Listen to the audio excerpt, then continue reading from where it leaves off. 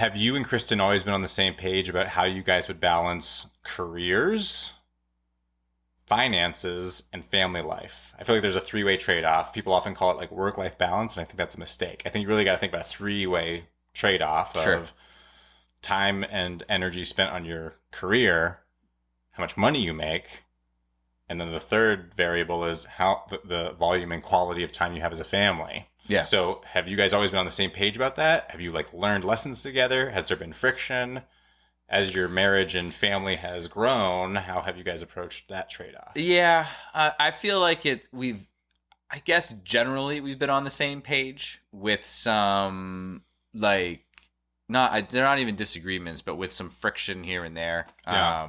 So like, again, it was always the intention that we'd both be working, and then with the cost of like childcare and like what Kristen was doing for work, like when we lived in Boston, didn't make a whole lot of sense. Like we'd be maybe working at a loss, say like with her, and that's my story. Yeah. And we I think we both felt it would be better. Like I'd prefer, instead of sending our kid to like daycare or whatever, I'd prefer them to be home with Kristen and like, that environment or whatever.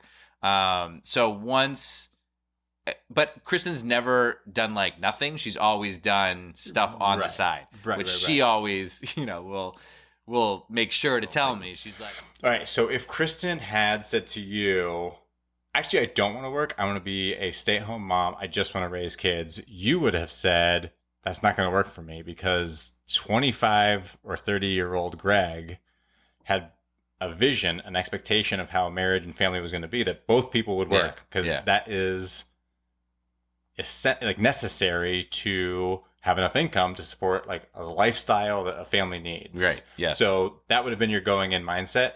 Do you think that mindset has borne out to be true, or you're like, well, actually we could probably make it work on one income? Like, where are you on that? I still think it's true. I mean, we've obviously been able to make it work, for the most part on like one income. Again, Kristen's starting to do stuff now or whatever. Yeah. But I feel like it's a little bit of a sense of, that's a conversation that needs to happen like together and come to a consensus of like, yes, it makes sense, I guess, for you to stay home, for X, Y, and Z reason. Because we eventually came to that decision. It doesn't make sense for you to go like work full time. She was teaching classes at Equinox, doing like her own, doing some marketing stuff on the side, but it was all like sort of part-time stuff, right? And she was home with like Emily. So I mean, I feel like, I guess the way that I would react is I wouldn't like this is what I'm going to do. I would prefer let's have a conversation about it. I think this is maybe beneficial for us because of X, Y, and Z. This is why. So you're not saying it's like it would have been or should have been entirely off the table. Yeah, it should have been a much larger discussion. And like, if that's what you want to do, then I don't think we'll be able to do these things over here. So, I mean, if you're okay with not doing these things here, then, okay. Okay, so that wasn't like a red line for you. It was more a matter of like I guess it wouldn't be, I mean, I just would want to have a conversation about it, Interesting. But we've generally been on the same page with that, where it's like, you'll stay home the majority of the time and then work in like the other stuff that you were doing. Yeah. And now with MomComm, it's become a little bit bigger. Right. But that's been, obviously like a 6-year journey to get there. Yeah. So we've always been on the same page there. And the good thing has been, my job has always allowed us to live on essentially like a one income, family. And so she's worked out of like desire and passion and interest, not out of necessity. She doesn't like, you guys couldn't have made the mortgage payments if she hadn't worked. Yeah, we still could have made the mortgage payments if she didn't work. Yeah. I mean, it's tight. It's always tight, Yeah. And so that's where I'm always like, oh, maybe you should do like a little more like here and stuff. And then she like gets really mad.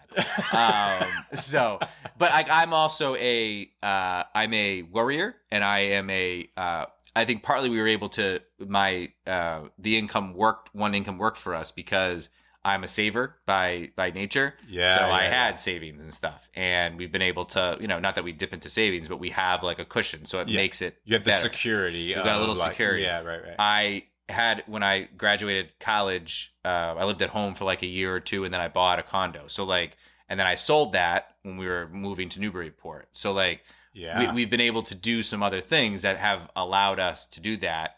And it's not me patting myself on the back at all. It's because my nature is more to like be planning and to be frugal and save. And it's a good balance because Kristen's nature is, why are you worrying? It's all going to work out. Like, it's all worked out so far, so what's the big problem? And I'm like, it's worked out because I've planned it's to work out. But it's a really good balance because she keeps me level on that. And then with the kids,